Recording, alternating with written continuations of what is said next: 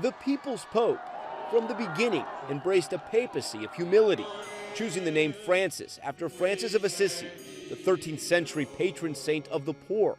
The day he was elected in 2013, appearing before crowds dressed in a simple white cassock and an iron cross, not the traditional gold. He used his pulpit to highlight the plight of the sick, the poor, and the forgotten. No surprise from a man who, as cardinal in Argentina, lived in a small apartment, rode the subway, and cooked his own meals.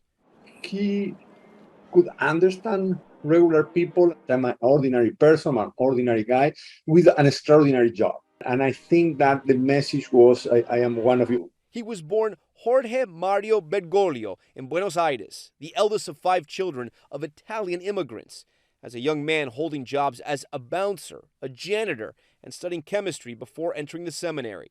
When Pope Benedict retired, Bergoglio was seen as a cardinal whose time had passed, and at 76, too old.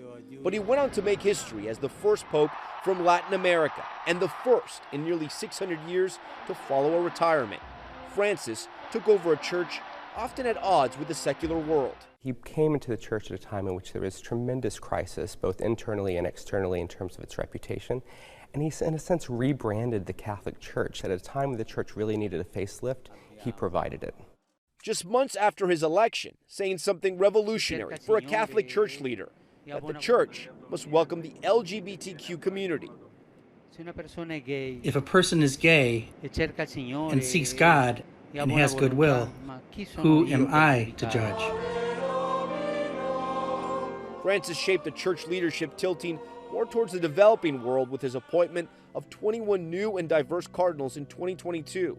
He expanded roles for women in parishes and at the Vatican, but didn't budge on making them priests. Considered allowing married priests in remote areas, but ultimately didn't. Though he didn't turn away from taking on controversial causes, calling couples who had pets instead of children selfish, and as the first pope to address a joint session of Congress, challenging the U.S. to open its arms to refugees and abolish the death penalty. When failing health led to rumors of retirement, the Pope, who ministered to the poor of the world, said simply, leave a legacy of good, not just goods.